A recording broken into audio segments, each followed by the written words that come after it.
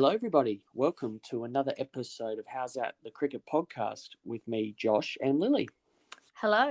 We are back and we have got another guest. It was super exciting to talk to Bhavi Devchand, Western Australian cricketer, Victorian cricketer, podcaster.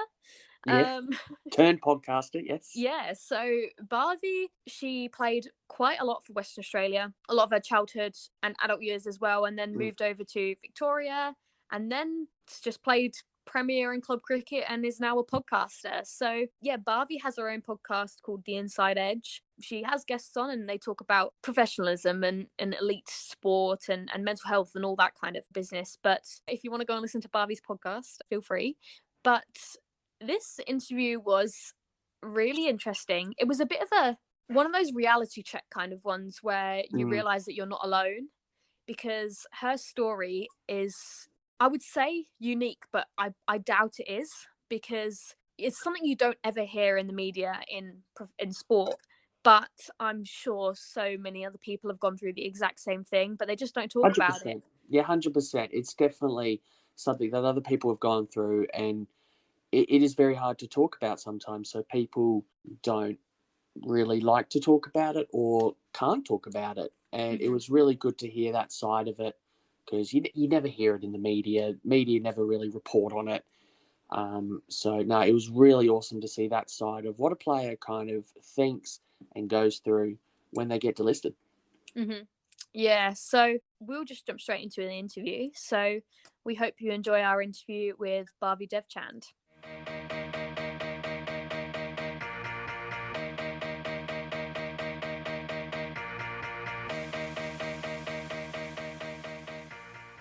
Welcome. Thank you for joining us. All right. Started. So can you talk us a little bit about how you just first started playing cricket and where that all began? Yeah, absolutely. So I was actually born in Zimbabwe, where cricket's reasonably big. It's probably one of the main sports, but cricket for girls wasn't really much of a thing. So I mucked around in the backyard with my brother and my dad, and obviously from Indian origin, so cricket's in our blood. But then in 2001, we moved over to Perth. And just simply because the country was going downhill, and I'd always loved sports, all sorts of sports. And my dad actually took my brother down to Kingsley Woodvale Junior Cricket Club to sign him up. And they actually said to me, like, oh, do you have a daughter? You might as well go to our... They were really good. They said, go to Whitford's, which is our rival club, and they actually have a girls' team, which was one of the only girls' teams in the whole northern suburbs of Perth at that point. So we're pretty lucky that the club 10 minutes down the road actually had a girls' team. So, Dad took me down, we signed up, and it pretty much continued on from there. Yeah, that's brilliant. I mean, would it have been like all a bit quick? You just were there and then you just ended up playing? Yeah, I think, as I said, like growing up, we played a lot of cricket in the backyard and bits and pieces, and cricket wasn't the only sport I played. So I played hockey, I played soccer. I pretty much loved anything that didn't involve me sitting and reading my books or studying. So and I understood the game reasonably well, but still, like, I was 11 or 12, so there's only so much you know at that age. I was just happy to be out there playing and thought it was really cool that there were other girls, because all I'd known up until that point was playing with boys and watching boys, and all you saw on TV was men's cricket. So I was like, how cool is this? There's like a whole group of girls that like the same thing that I do. And I think in the early days that was probably more my motivation than the game itself. I loved hockey just as much as I loved cricket, for example. It wasn't so much the game, but obviously as you play it and you learn, it turns out I'd had some skills, so whenever you're good at something you end up enjoying it more, I suppose, and from that developed a real strong passion for the game. We have seen some cricketers who do field hockey as well. So it's definitely a trend, field hockey and cricket almost. I mean, I guess the skills are kind of similar with the stick. Like you have to really, I guess it's very similar. That's interesting. Yeah, it certainly is. There's loads of them. Meg Lanning, Sophie Devine, both very high-level hockey players. So Meg, I have no doubt, would have played for the Hockeyroos. She's just a freak. She's a freak of an athlete. Everything about her, the way she runs, her strength, her hand-eye coordination is ridiculous. And then we obviously know Sophie Devine played for New Zealand. So there's quite a few that swap over. I found not much of a, like, I do have a pretty good sweep shot, which is probably hockey related. Certainly helped my fitness though. So like that was the biggest thing, was the fitness, and the agility of hockey is second to none really. Yeah, there are quite a few people who play hockey on the side just for fitness as well. Like there is Gemma Barsby does it for fitness, and Right. so yeah, there's a couple who just do that there. But who would you say were your idols growing up? Yeah, it's a good question. So again, watching mainly men's cricket, I didn't even know WA had a women's team when I was growing, like a senior women's team. It just never occurred to me. So my heroes are all in the men's game. The main one is probably Michael Hussey, because he played for Whitfords as well. He played for Wanneroo, which was my local district club. So his name was everywhere. He's actually put some money towards Wanneroo, which is a club I'm pretty passionate about. And they had this academy called the Michael Hussey Cricket Academy, which was purely for girls. And myself, Heather Graham, are probably the two names that went on to play professional cricket from that. And there weren't many of us, so probably only 2 to 3, but that's where I learnt everything I know from the basics of the game. So Greg Williams was the coach, and it was all funded by Michael Hussey. So I didn't have to pay a cent for one-to-one coaching for 5-6 years, which is unbelievably lucky. So he was always the guy. My first number playing for WA was 48. Had the old the beast bat at one stage, so he was always the guy that I really looked up to, and it was really cool like to have him on my podcast and be able to actually talk to him and come full circle with all that. It was something that was like pretty cool. What are we, 15 years later even?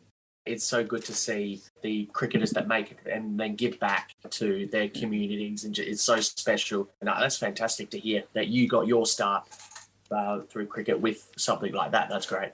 Yeah, it really is. Like you said, I always think it's so interesting that it was a male who was kind of in charge of this girls thing as well, whereas now there's a couple of clinics which are run by here in Adelaide, that Adelaide Strikers women come down and run girls clinics. So I think that's something that's also probably developed a lot over the years. Yeah, absolutely. And having girls, like, I'm a big fan of the quote, you can't be what you can't see. And having like female cricketers now, even in Victoria, we have, I think Box Hill have this Meg Lanning Cricket Academy. So it's basically their feeder club. And then I know down in Dandenong they have Sophie Molyneux. So that attaching the names shows girls there's a pathway and there's a progression. And these girls played for the exact same clubs that you did. And like even now I'm coaching over in Melbourne, and only this season started to run some, like, say, masterclasses on how to play spin or how to create pace on the ball, which is something that males don't always have to do because there's usually more pace on the ball. And just the little nuances of the game is so important that you do have people with experience playing the female game in those coaching positions. But at the same time, I still think there's such a long way to go. Like in doing if you take somewhere like Victoria, WA is pretty small, probably similar to Adelaide, but if you take somewhere like Victoria, there are so many girls playing. Like, it's ridiculous. But there's very, very few female coaches. And I literally could not find one female coach doing regular one-to-ones or group coaching stuff. So there's still a long, long way to go, but we're on the right track, I think. Yeah, hopefully that changes soon. And I really hope maybe when they're finished playing, like Meg Lanning, Elise Perry, anyone who can really go back down and really coach, show their experience, that will be great. Yeah, I think that'll make a big difference. It'll start coming through now as more girls are playing, and then this current crop, which is the first generation of fully professional cricketers, retire. I think the female coaching market's going to get pretty competitive. So it will get there eventually. Aside from more female coaches, what do you think is the next step to progress the women's cricket game? I think it's just getting more exposure, more games on TV, more, like quite honestly, who runs the cricket economy? It's India. So India provide 80% of the revenue for Australian cricket. Like, it's as simple as that. So we need a women's IPL. If women's IPL comes up, or they start putting more resources into their own women's team, it just lifts everything up, because all of a sudden there's more games on TV, so more people are watching all of a sudden. There's more opportunities for coaches, and remember, it's a full ecosystem, so you don't just have to be a player. It's people like yourselves. If you want to get into the media game, there's coaching, there's administration, there's physio, there's S&C, there's a whole ecosystem that can thrive. But you do need, at the end of the day, you do need a little bit of a financial backing for that.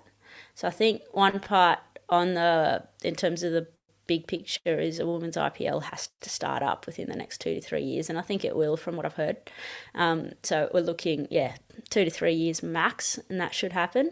And at the same time, it's the people in your own community that's going out and like saying, oh, my brother plays, but hey, my sister plays as well, or bringing your friends down and actually showing that girls can play within your community is just as important. Yeah, 100%. Yeah. Yeah, I think the women's IPL talk has been such a big thing at the moment, hasn't it? Like they've been talking, especially when this World Cup's been on, it's been talking about how they just really need to get that going. And I did hear Jemima Rodriguez was saying something when she was over here about how close they are to getting one started. So I think that's, like you said, that is completely the next step. I completely agree there. Because it will bring a lot of I know a lot of the Indian fans do watch this WBBL, and the Indian players who come over and play in the WBBL because they haven't got one themselves. So I think that is definitely the next step there. So you said that you played lots of cricket for WA. So when you took that next step up and started playing state cricket, do you remember any memories that you had when you first joined that team and first played your couple of games? Yeah, it's a bit bizarre looking back, to be honest. So I played all through the underage setup for WA, and when it was under 7, they used to have under 17s and under 19s, but the year I finished under 17s, I actually shifted it to become under 18s. So I got an extra year underage, but in bizarre scenes, I actually got dropped from that squad. And can't remember why, it was a while ago now. So I didn't actually think I could play for WA. And even then, it wasn't fully professional. I didn't really idolise the team growing up. It was never like it is now where you're like, wow, how cool would it be to play for my state? So it wasn't really front of mind. But someone got injured last minute and ended up getting picked back up in that under 18s tournament. And I was the leading run scorer at the Nationals, and I got picked up for WA the year after. So a little bit of luck in there, plus a little bit of skill and performance, I suppose. And the experience is pretty cool. So we had probably 2 to 3 of us that were around the same age, 18-year-olds coming in. And then there were some really experienced players who had played for a very long time. And I'd mostly played second grade for Whitfords because we only had a second grade team, and then by the time I got to that point I had to move up to play first grade cricket, but I didn't actually know a lot of the girls that well because I hadn't been regularly playing against them. So it was a little bit scary at first, and there were some old school personalities, and that's just the way sport was back then. So it's only 10 years ago, but when you look at it now, a lot of it was fear-based coaching and fear-based leadership. So it was like really forcing you into things that were quite, I don't think anyone ever had bad intent, but a lot of the time you were really scared of making mistakes. So if you dropped a catch in the field, everyone's body language down and swearing and all sorts. Whereas like if you progress to now, obviously people are annoyed, you're allowed to react, but it's all about then getting around you and making you feel comfortable and safe and, yep, let's just go again, do the best you can with the next ball, and that positivity element, which there were certainly people that did have it. So back then, Kate Burns was someone who was unbelievable. So she's not a massive name at all, but she only started playing cricket when she was 25 and ended up playing 6 years for WA. And she still to this day is one of the people that made everything feels so comfortable. I still call her Mother Burns. She's like my cricket mum.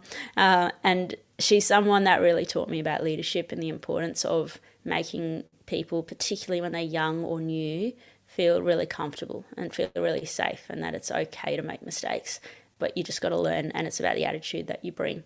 Whereas there were some personalities back then that were probably the opposite, where it was very much about like performance and getting it right, and that was kind of scary. And sometimes it can produce some like short-term results, but over time it just instills a whole bunch of fear, which is no good for performance at all.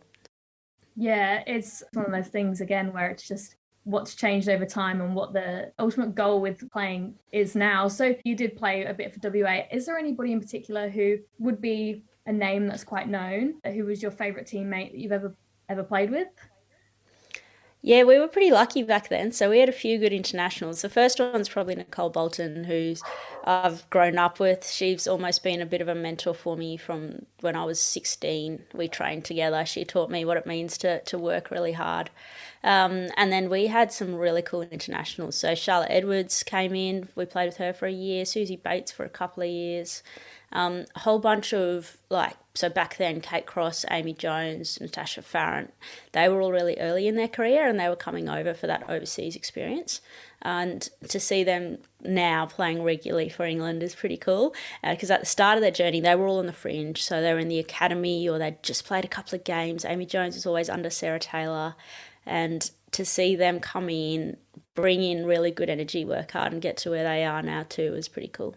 That's so interesting to hear that those players weren't really the bigger names at the time. So playing with them, what did they bring to the team? And is there anything that they've taught or just something about them that you've learned from?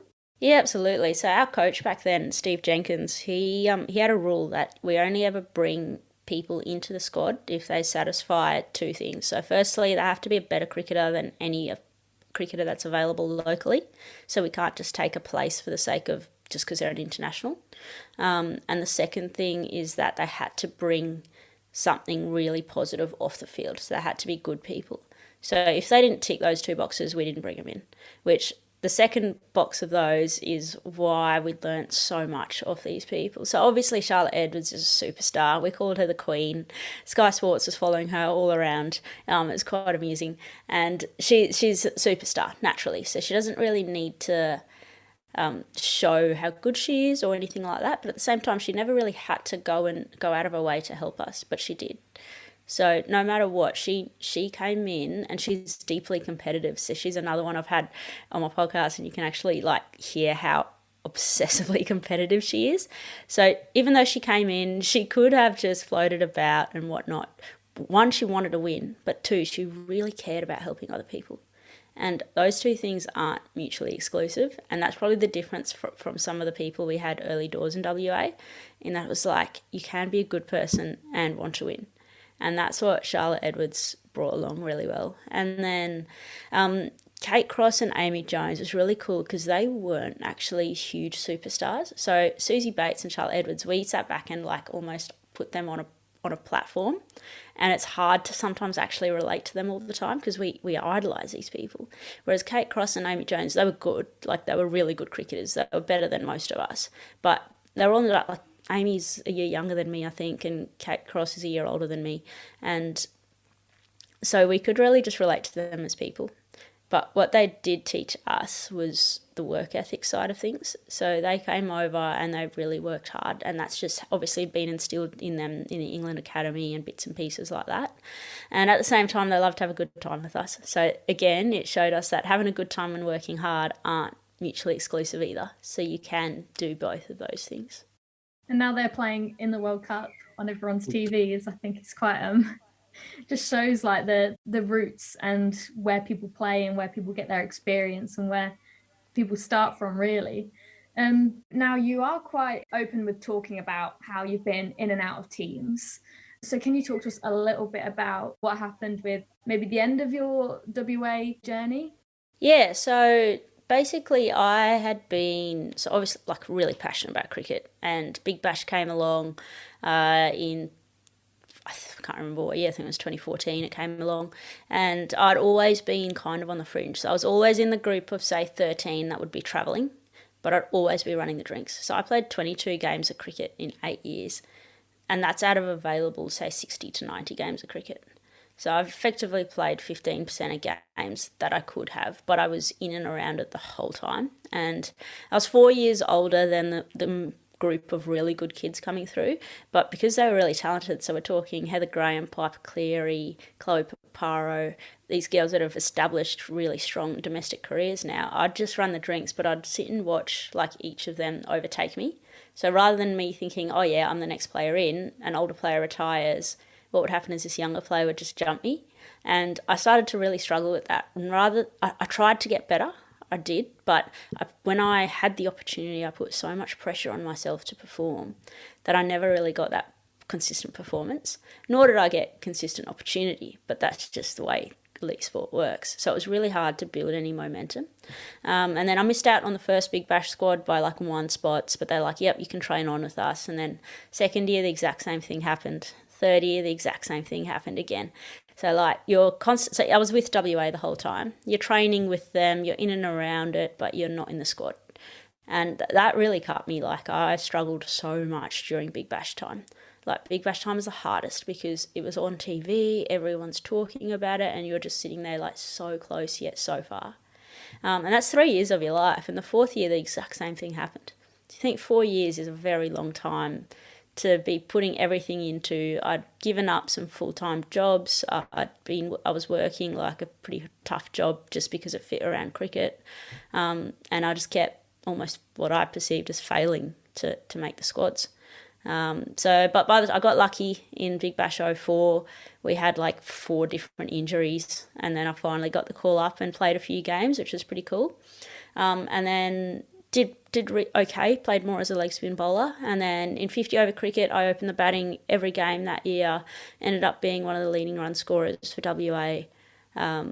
So for the first time in 8 years, I thought I'd be okay to get my contract renewed.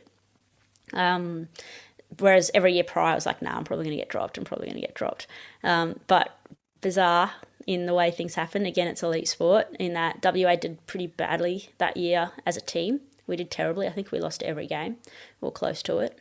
And they just decided they wanted to make some changes. I happened to be one of the few people off contract, whereas a lot of people were signed on multi-year deals and ended up being the one to be let go. So it was pretty tough at the time because I dedicated my whole life to playing cricket. And no, I'm not a big name. I never made it per se as a regular big name player. But for me, it was my life. Like, I just loved cricket so much, and all I wanted to do was play professionally.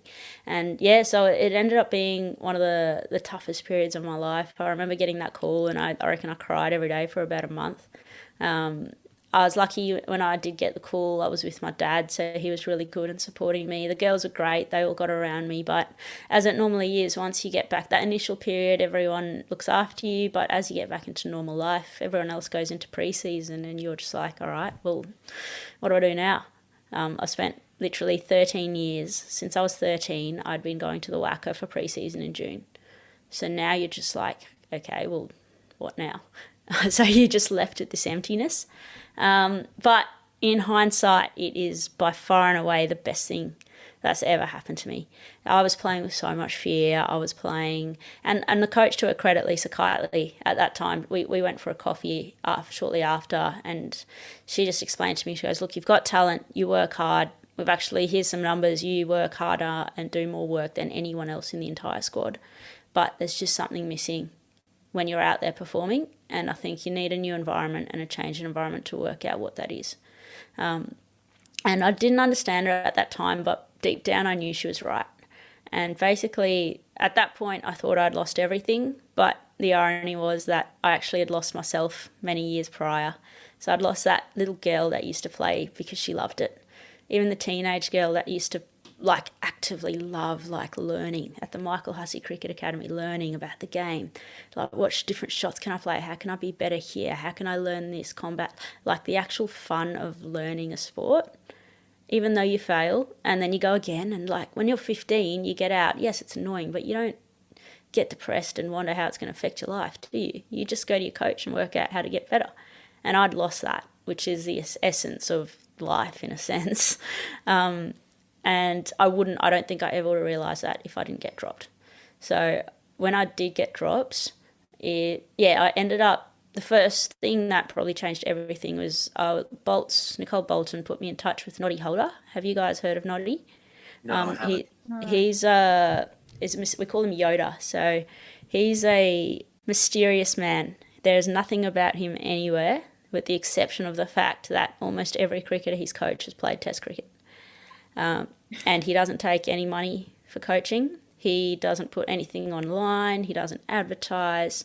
He is a genius. So he, like Justin Langer, the only time you'll hear his name is saying Justin Langer's book or he's Nicole Bolton's coach. He's worked with Marcus Stoyne. Like, the list is ridiculous of who he's actually coached. But you don't hear about him. It's incredible. So we call him Yoda. He's a mysterious man. Bolt's put me in touch with him, and he sat me down and effectively taught me everything I know now in my coaching and in my game. And him combined with another guy called Viv Paver, who I still work with now. So Noddy coached Viv, and Viv's now one of the, if not the leading batting coach in Perth. And it's all about completely changing the model of performance. So rather than teaching, okay, say play cover drive, oh, you got out to spin, how can we be better at spin? It's a body, mind, spirit triangle. And basically, body is like your physical, what are you training? Your mind is what are you thinking? But the spirit piece is that joy, that little girl, that spirit within you that loves the game or loves the process. What is it that you actually personally love? What lights you up? What's that fire? And he explained to me that high performance programs are a little bit like a prison, and they have to be. So this is not a criticism by any means on WA or Melbourne or anything. It's just they have to be like this because it's the only way they can operate. You walk in, he explained it, use a prison analogy. He goes, when you go to prison, you walk in, they take all your clothes and your belongings off you, they make you wear a uniform, and they say, this is when you're going to eat, this is where you're going to sleep, this is what you're going to do. So the analogy was when you go into a high performance environment, the taking your clothes off is they take your individuality and your spirit away, in a sense. So if you don't own that yourself, then it's really difficult because all of a sudden you're wearing their clothes, you have to do what they say, when they say. There's all this external noise that impacts that spirit, and it's really easy to lose yourself in that. It's not impossible to do that, but if you don't have the self-awareness in the first place of who you are and what you're really good at, it's really easy to get sucked in. And that's effectively what happened to me. So I got sucked into not the bad stuff. So I'm not saying all the S&C and the fitness tests and all that stuff is bad. You 100% need it. But all of a sudden that became more important than love of enjoyment of the game. And you can do both. Again, they're not mutually exclusive. But I was doing them because it would make me look good as opposed to doing them because it would help me get better. I don't know if that makes any sense, but Noddy, yeah. So Noddy introduced me to that concept of sometimes you walk into environments and they're a little bit like prisons, but you can still walk into prison and make the most of your situation. You can also walk in and keep your, because we're not actually in prison, you can keep your clothes on, you can keep your spirit and still fit into another environment. And effectively that planted a seed. At the time when he's telling me this, I kind of got it, but I also somewhat was like, okay, yeah, well, I still want to go back there. Like, I still want to play professionally.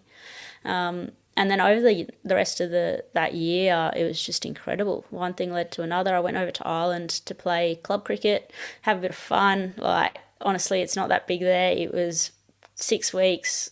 6 out of 6 weeks, I was partying a lot. I was having a good time, just letting your hair down for the first time ever and in a long time, and just enjoying playing cricket, like enjoying. And it wasn't just partying and not really caring. I was in the gym, I was running, but I was enjoying that process because I could do what I wanted when I wanted. So I was still working hard, but I had the freedom, which you don't always get in a team environment.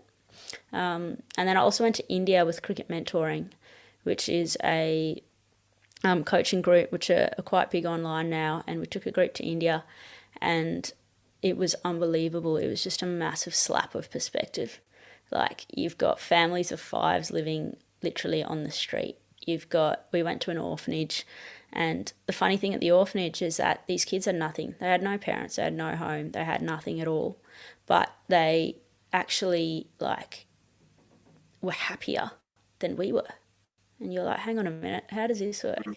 So the whole time I've been trying to find happiness through succeeding in cricket, but these people have nothing and they're happy. So yeah, and then I went to Ringwood and played in Melbourne and learnt the power of your community and having a team around you that accept you for who you are. And the combination of those three things, I ended up tripling my batting average. I had the season of my life over in Melbourne, ended up getting recontracted over for Victoria and the Melbourne Stars, even though I went over to Melbourne with no intention of doing that. So I went to Melbourne because I thought I couldn't play for Victoria. So I was like, they're so strong. I'm just going to go. It's a better club comp. So at least I'll be playing a higher standard than Perth grade cricket. And I'm just going to enjoy my cricket. Like, I'll never play for Vic. They're way too strong. They got all the Aussie players. And funnily enough, when you kind of let go a little bit, it all comes together. I guess it would have been so tricky to something that was your whole life was based around, to have that kind of just thrown out when you thought you'd been doing so well, to then it be kind of like such a shock to think you've done enough to keep it, and then it just hasn't, and then it all just went upside down. But to hear that you managed to, regroup and focus on what matters is amazing to hear. But so you said you went over to Melbourne with no intention of playing for Melbourne. So when you did play for Victoria, what was your mindset there? And did you feel like you wanted to, or what was that like? That's also a really good question, and could be a whole nother 20-minute answer. But Right. so Melbourne was really interesting in that it was the middle of COVID. So I moved over in June. Everything 2020, things are actually starting to open up. In hindsight, it sounds a bit stupid because we're only 2 months in.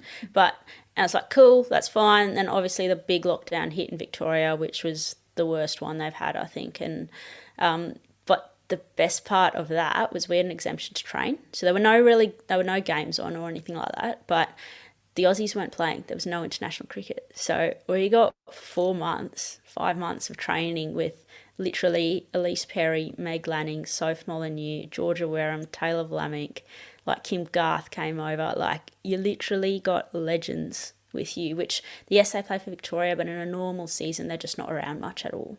So we got to be in the weeds, and no one else had anything else to do but be at training, because we had the 5K limit of where you could go, but we were allowed to go to training. So obviously everyone wanted to just hang around at training all day. So it was actually a really, really cool period where prior to that, I wouldn't even been able to go and talk to Meg Lanning or Elise Perry, because they're just such big superstars, even though they're similar age to me. But like you see, they're just normal people going about what they do, and they work incredibly hard. They have a good time at the same time. And that was a really cool experience. But then to answer your question, so I then got contracted with the Melbourne Stars, went through the whole Big Bash hub and didn't play a single game. So it's almost like I went back into what it was like in WA. So I didn't play a game, 14 games in the hub. The coach kept promising, dragging you along, and you end up not playing. Plus, at that point, we'd been on the road literally in a hotel room for 2 months by that point, 3 months even. And it was actually really tough. And then Victoria came along, and again, because the Aussies were available, I didn't play. I wasn't even in the squads. And our coach at that time was a little bit like, if you're playing, great, you got looked after really well. If you're not playing, it's just because we had such a big squad, it was too hard to actually manage that many people. So it was a little bit on the outer again. But I did really enjoy playing for Ringwood at that time, and kind of channeled everything into that. And then Victoria, because we had all our Aussies available, won everything and managed to actually get to the final. But what was a really cool story is the Aussies then left for, I can't remember, some sort of overseas trip. I think it was New Zealand. Maybe New Zealand, yeah. And we played against WA. So I made my Victoria debut back in WA at the Wacker, which was like a really cool full circle thing. But what was really interesting is that I actually went straight back into what I call old Barbie, where I almost, you could say I panicked. I was really relaxed that week. I'd never hit the ball better in my life. Like, I was just feeling so good. I had my family around. I was like, this is ridiculous. Who would have thought I'd be standing in the middle of the Wacker again, but playing for Victoria? I was like, this is so cool. One of my very best friends in Tess Flintoff presented my cap to me. It was just such a cool thing. I had a few tears, and my parents had a few tears, and it was pretty emotional just because of the whole journey up until that point. But yeah, got out in the middle, played a couple of nice shots, and then just all of a sudden I felt like I needed to give myself a chance was what a lot of people, because I'm fairly aggressive naturally. So a lot of people in the week leading were like, just give yourself a chance. Like, you don't need to go and whack them from ball one. But in that, I wasn't really myself and I wasn't clear on my game plan. So I tried to play safe, and that's just not me. So I ended up literally missing a straight one and getting bowled. And then I was so upset because I didn't think subconsciously I'd built it up so much. So although I felt relaxed on the surface level, I think internally I had built it up so much to be able to perform. And I was like, imagine scoring 100 against WA. And it was just so exciting. And I then failed and it ended so quickly. But we had a game 2 days later and I was like, you know what, if I'm going to get out, I'm going to get out being me and screw it. So I went out and I probably went too far the other way. So I actually got too aggressive. And there were balls that I hit and I'd try and hit them, but I'd miss it because I'm just trying to absolutely slog them. And I was like, yes, I'm aggressive, but I'm not someone who slogs. I'm still playing good shots. So either way, I messed up both of those. And I think I ran myself out in that game. Then it came to the final because we had already qualified for the final. And yeah, I effectively just said, you know what, just going to relax. If this is my last game of cricket, it's my last game of cricket. And I just relaxed, actually hit a cracking shot. I got every bit of it and happened to, a fielder took a really good catch at point in the final and I failed again. So 3 out of 3 failures, and before you know it, you're on the phone 2 weeks later, the Sean Graff says, we're going with youth and that's your contract done. So within the space of 6 months of build-ups, 9 months of build-up, training, having the best time, to 2 weeks, it all happened so quickly and all of a sudden it's done.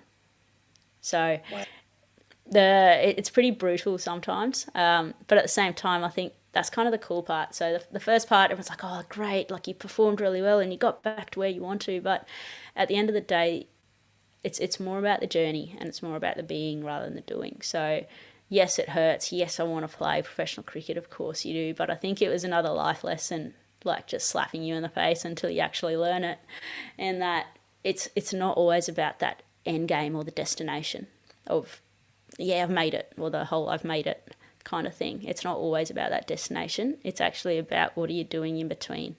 So so I like the phrase, it's your decisions, not your conditions that determine your life story. So yes, I'm in the conditions I'm in now, but my job is to make really good decisions and do the very best I can right now and trust it'll take me somewhere. That's the hardest part, is to actually trust that. And that's forever something I'm working on, that everyone's working on. But at the end of the day, it's all you really have. Whereas if you're like, no, I'm definitely going to make it, well, you actually don't know that. And that can actually hold you back. So it's now more, and this recent season is probably the best season I've had again, where I've never batted like that in my life. And it came down to just complete surrender and acceptance of I don't have control, so I'm just going to do the best I can and see what happens. Yeah, right. I love that, and I've done that too. Yeah, and I need to. I've noticed I need to do that more, and I totally agree. Just surrender yourself, open yourself. Like, you're gonna get out. You're gonna bowl a wide. You're gonna bowl a no ball, and that, I'm just saying from my experience, that took me a while to get, and now I'm batting a lot better. I'm bowling a lot better, so it really is great. Yeah, and it's easy. So I'd say it's easy to say that. Difficult to do that. So especially when you love it so much or you are under pressure. So a lot of coaches will come and they're saying the right thing, but it actually really annoys me sometimes when they come in and say, oh, just let go, just enjoy yourself, have fun, mate. I was like, I spend all my time training. I've failed. So this year it's actually a pretty cool season now looking back, but I went 22 innings without getting a score. And now that's just ridiculous. I've never done that in my life. So my top score was 30, I think, in 22 innings, averaged 14 with the bat, where I've been averaging over 40. And I could not buy a run. Like, I was getting out in every different way. I was batting badly in the nets as well. And the coach was like, just go out there and express yourself. Just have fun. I was like, I'm trying to have fun, but it's not much fun when you're failing every week. But sometimes the best part is you get to a point of so much pain, like so low to the point where you're like, you know what, that I actually can't get any worse. Like, I genuinely cannot get any worse. So what I did, I was like, well, all right, well, what am I good at? I'm good at these shots, okay? And so we're playing the top team, Melbourne, and literally hadn't made a run. And it was like, you know what, I'm going to play every ball like I'm about to get out the next ball. So I was like, this is my last ball, I'm going to get out the next ball. And we just did that one ball at a time, because it got to the point where I was so bad that I just couldn't get any worse. So, and next thing you know, I've made 100 against the top team, and you're like, oh. And I've made 450 runs in the next 5 games. And you're like, whoa, how did that happen? And sometimes you actually have to get to a low point. But another way without getting to that low point is about perspective. So it's about like, well, actually it is just a game. No matter how much it means to you, at the end of the day, it is just a game of cricket. And working out who are you outside of cricket, or whatever your thing is, or whatever your sport is, and working out like, what is it that how am I valuable to my teammates today if I get a duck? There's so many ways you can still be valuable. And that sort of stuff really helps you to actually let go and surrender as well. Yeah, 100%. That's a good way of thinking it too. Yeah, I love that. It's so interesting to hear, because this is never the side that you hear about playing professional cricket, really. You never hear the struggles, really, because when you watch players on TV, the commentators talk about their amazing careers and how long they've been playing, and you never really hear the struggles and the side of it. So I think that's really interesting to hear your perspective on how tough it has been to really cement a spot or keep a spot, because that's not something you hear about. So I think that's really interesting. Now we will go afterwards onto what happened next, but first you did mention about the WBBL bubble. So can you tell us a little bit what that experience was like, because you'd just signed with the Stars and COVID hit? What was that whole experience like? Because everyone has different experiences on it. I believe we were mayor as well. Yeah, that was a bit amusing. The hub was interesting. It was a lot of fun at points. It was tough at points, but it was the most bizarre thing. Like, I don't think that will ever happen again, where you've got literally the 150 best cricketers in Australia plus some of the best in the world all staying in one hotel, all there for the exact same purpose, not really able to leave the hotel except going for a walk. Like, it was just the most bizarre experience. Because normally you're on the road, you're travelling, you get to spend some time at home, then you travel again. Like, it is a bit more relaxed, but it was at the same time really cool. So they did it really well. Cricket Australia were brilliant. So you had table tennis, you had a golf simulator, there was like a couple of different eating areas, there's baristas on site every day, there's a whole play area, which I'm sure you would have seen heaps on social media. But again, like I think it's pretty accurate to what you said, Lily, in that you see all the fun stuff and all the games and like the whole mayor thing, and but I reckon you speak to 95% of cricketers that were in that hub actually probably found it more tough than fun because you didn't have your normal things to rely on outside of the game. So that distractions in terms of getting away from cricket, all of a sudden your whole life is cricket, because you don't get to go home. You don't really get to go and play golf or whatever people do to get away from the game. So it was a bit of and I suppose I probably found it a bit more tough because I wasn't playing either. And because of the COVID restrictions, you didn't have much opportunity to train. Or like in normal, if you're not selected in the squad, you can go and play grade cricket, so you're still playing. So you're literally just sitting around and we had to quarantine, Victorians had to quarantine for a month before joining the hub. So we had a month of quarantine plus being in a hotel for 8 weeks. But at the same time, I learnt so much, and we got to hang out with, like, our Stars team was unbelievable. We had such a cool bunch of people. Like, to spend so much time with someone like Mignon Dupria, who's one of the best people I've ever met. She's really, really cool, and learn off her the way she goes about her business. We had Catherine Brunt, Nat Siver, Meg. It was just really cool to have these, one, big names, but two, we had some really good kids like Tess Flintoff, Nick Feltham, that were really talented, new on the scene, but just lots of fun to be around. So that was a lot of fun. Like, you actually it's like you're travelling with your best friends and you're living with them basically. So you have 15 people living together effectively. So there were good and bad sides of it. If it came again, I'd rather normal than a hub, obviously, but it was still a pretty cool experience. Yeah. Can you talk through the mayor bit? Oh yeah, yeah, you can do it. I think that was just a bit of fun for social media. So I'm one of the more quiet people in the team, if you like, and we thought, because it was a public vote, Elise Villani, who is definitely not a quiet person, thought it'd be really funny, because quite honestly, no one actually wanted to do it. And we thought it'd be a funny experiment to see, because I'm of Indian origin and there's so many Indian fans, if I'd actually, not being like, because I'm not a superstar, not a big name, if people would actually vote for me. And they ended up, so we came home from training one day, and I was just in the lift up to my room, and I get a message from Elise saying, can you come down to the lobby? So I was like, yeah, sure. Came down to the lobby.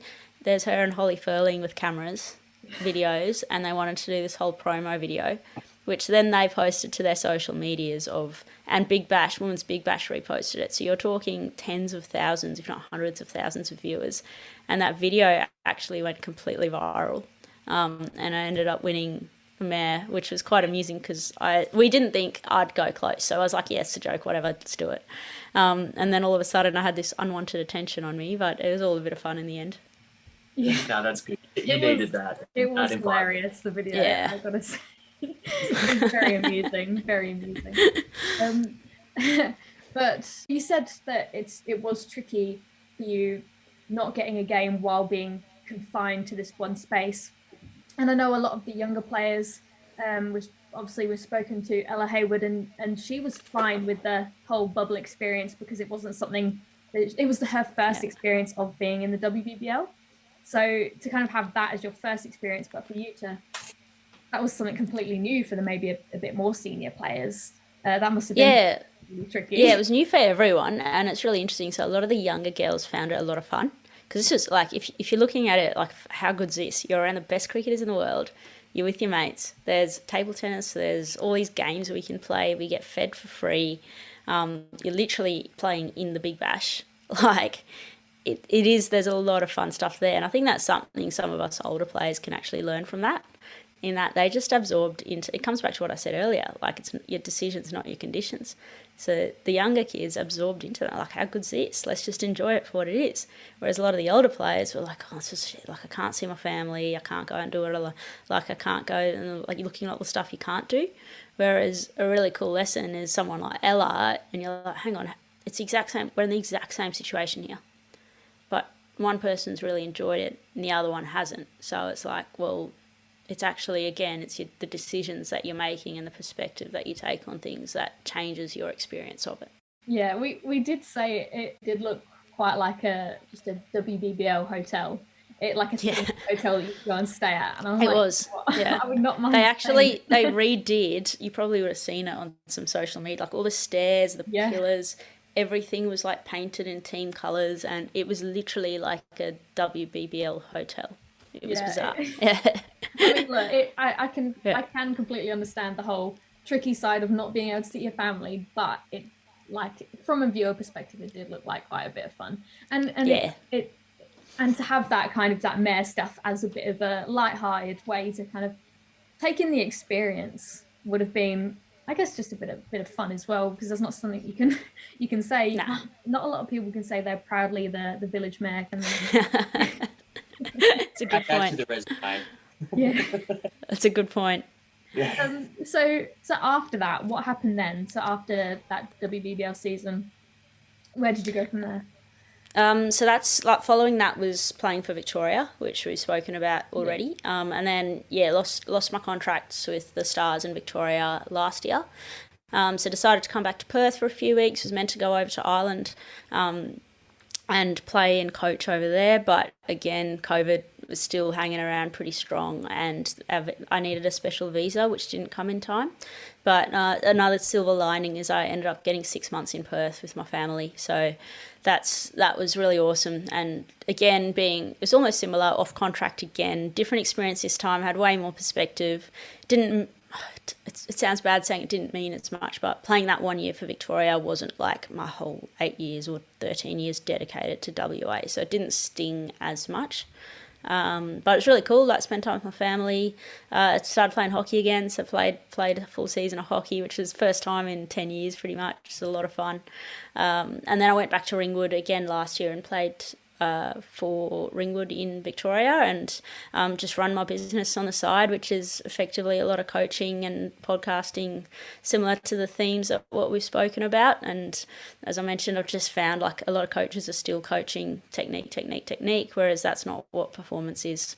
If it doesn't matter what level you're playing at, you don't need to be an elite athlete to have to focus on your mental game or on who you are. And it's not even just like mental and physical, it's the whole package. So been working pretty hard over the last few months to put together some programs that are more holistic, and not just focused at elite cricketers all the time. I do have a few that are playing in the Big Bash and whatnot that we do a lot more, not so much technical stuff, but it's more so managing the noise and managing expectation. That's the biggest part at that level, is dealing with the noise. And sometimes, even though, again, you could say I never really fully succeeded, the fact that I was in and out all the time, I think, makes me a little bit more relatable. So I've found that a lot of cricketers actually kind of like that, whereas if someone who's been there the whole time doesn't always know what it's like to be dropped, to be playing and then have all the expectation on yourself and all those sorts of things. So and then so that's the elite side of things. But then at club cricket, just going out to cricket clubs, there's a lot of local cricketers that still love working on this stuff, and this time of year is really cool. So like, it's the end of the season, most people are done with finals, but April, May, June's a really good time to sit down and do a lot of that work and work out, like, what's your story so far, why do you play, what are your personal strengths, your values, why do you play this game, what is it that you want, and working out all those things before you actually go ahead. Because everyone asks, what do you want? So what are your goals? And then we ask how to get it. But we never start with the first question. And whether you get it or not defines who you are. So whether you're successful or not. Whereas we need to actually reverse that. So you need to define who you are first. What are your strengths? What are your values? And then ask, well, okay, now we know you're a kind brother, you're a competitive cricketer, you're a diligent student, or a procrastinating student if you're like me, and then from there you decide, all right, well, what do you want from your cricket, what do you want from you can, like a lot of people that I've been working with, it's also out of cricket, what do you want from your job, your career, your family life, and the whole life wheel, if you like, and then helping people to actually go after that. Can you please come down to Adelaide and coach?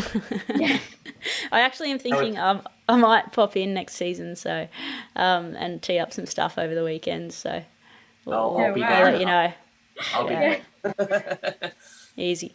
So can you tell us a little bit about your podcast? Because when did this start? Was it ever something that you were thinking of while playing cricket, or did it come afterwards? Can you talk to us a little bit about that? Yes, it came out of COVID lockdown, number one, to be honest. So when I was missing out in all those Big Bash squads for the Perth Scorchers, I discovered podcasts and became mildly completely obsessed with them. So the work I was doing was a lot of driving. So I'd literally spend 3-4 hours driving a day, and I'd just churn through podcasts.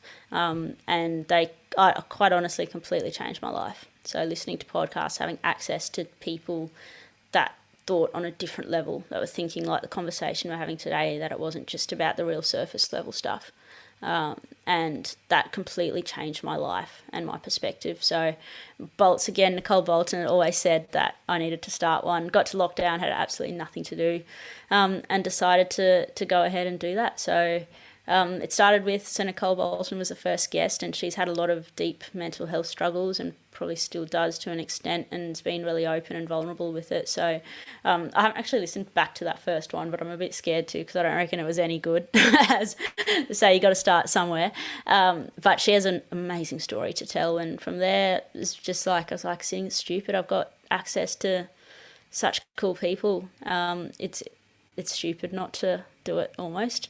And have these conversations. And it is a grind, it is tough, as I'm sure you guys know. There's a lot of work that goes behind it, but the opportunities it presents on the other side, and it's kind of fun as well, is pretty cool. Yeah, and you get to hear everyone's stories as well, and everyone's story is different. So we've spoken to people all over the world now, male and female. So it's and yours specifically is something we haven't heard yet. So obviously Kate Cross has her own podcast, but hers is completely different to the sort of stuff that you talk about. So yours is the inside edge, and you talk about a lot of like professionalism and high performance. Has that brought anything to your cricket game doing this podcast? Yeah, absolutely, and it's very similar topics to what I've talked about today. But it's sometimes you learn a lot from others, but two, you have to be really assured in what your philosophies are as well. So it's forced me to think about that from another's perspective, where it's like, well, actually, what do I think about this, and what's interesting about someone else's journey to me. So everyone has a different journey, but how can I ask questions in such a way that we actually get into the weeds? So it's not the surface level and all only the positive stuff that they'd say in 27 different podcasts. It's how can we get into the actual journey, because that's what's valuable for everyone else. And by doing that, I've learnt so much off other people too. And it makes you a little bit more assured that everyone struggles.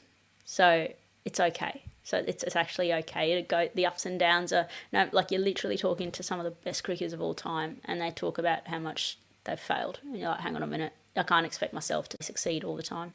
Yeah, it's amazing, and I think we need more people like you, who are there, who are talking about their struggles in the sport and taking the positives from the negatives, really, and improving it there. But should we just jump into our fun ones now? We'll get into our this or that questions. So we like to finish it off on a high note, by doing something like that. So we'll jump into them right now. So 2020 or Test cricket? Oh, 2020. 2020. Tea or coffee? Tea. That's the first we've had, actually. Yeah, that's the first answer of that. I would have said coffee. I've just gone off coffee, so. Fair enough. Batting or bowling? Batting.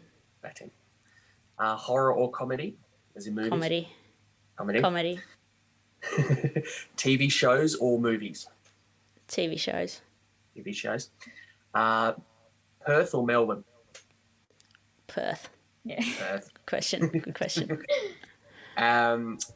Pineapple on a pizza or not? Definitely on. I don't understand the problem. I don't understand it. I like it on a pizza. I really don't. Like, I'm indifferent. I just don't understand the problem. Yeah. Morning or night? Morning. Beach cricket or backyard cricket? Ooh. Beach, I reckon. Beach? Yeah. That's one of the hardest questions I've ever been asked, actually. Yeah. Lollies or chocolate? Chocolate, definitely. Yeah. And now, would you rather hit a six to win a game or take a hat trick in a game? Hit a six. Hit a six to win a game. That's about it. Yep. That's fair enough. Yep. Pass. Well done. List. Yeah, amazing. Wonderful. Yeah, so that's all the questions we have, but it's been amazing to chat to you. It really has, and you've brought such a different insight that we've never really heard before. So I think it's brilliant that you've been so open with talking about your ups and downs of the sport. So thank you very much for talking to us. No worries. Thanks for having me, guys. It's good to see what you're doing, and looking forward to some more episodes.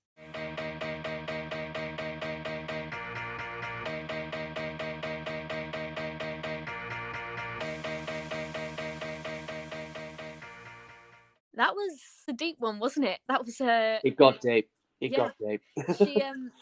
But it was brilliant. It was so amazing to hear her real cricket story, because some people just kind of touch surface level, like she actually mentioned, that they just talk about, all the positives and all the happy sides, but to hear the real low lows was really important. And I think it could be a real changing point for some people to hear that they're not the only ones who have been dropped and being taken over by other players. And yeah, it was so interesting to hear her real cricket story. Yeah, it was just fantastic. It got really deep, as I said, and it made me think as a cricketer as well, made me think of some philosophies and just how you go about your cricket. So it's just really good. It was a great interview to do. It was. And like you said there, I think she had a lot of things to say that really made you think.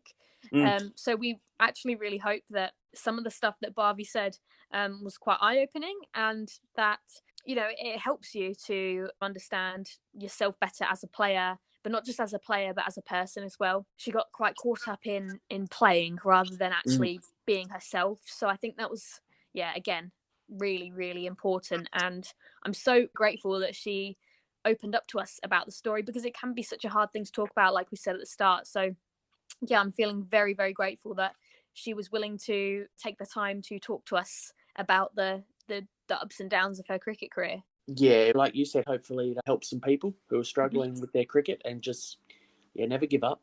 Yeah. So that was our interview with Bhavi Devchand. Next week, we are joined by the first coach we've had, which is exciting, very exciting. So we Very exciting. are joined by Luke Williams, who is SA Scorpions and Extraordinaire. and WBBL Adelaide Strikers coach. So yeah, super exciting to talk to Luke about all things coaching and what it's like to coach a women's team. So that will be next week. So you can follow us on social media. Our Instagram and Twitter is howsthattcp, or you can send us an email at howsthatthecricketpodcast@gmail.com. But that's all from me this week. And that's all from me, guys. How's that?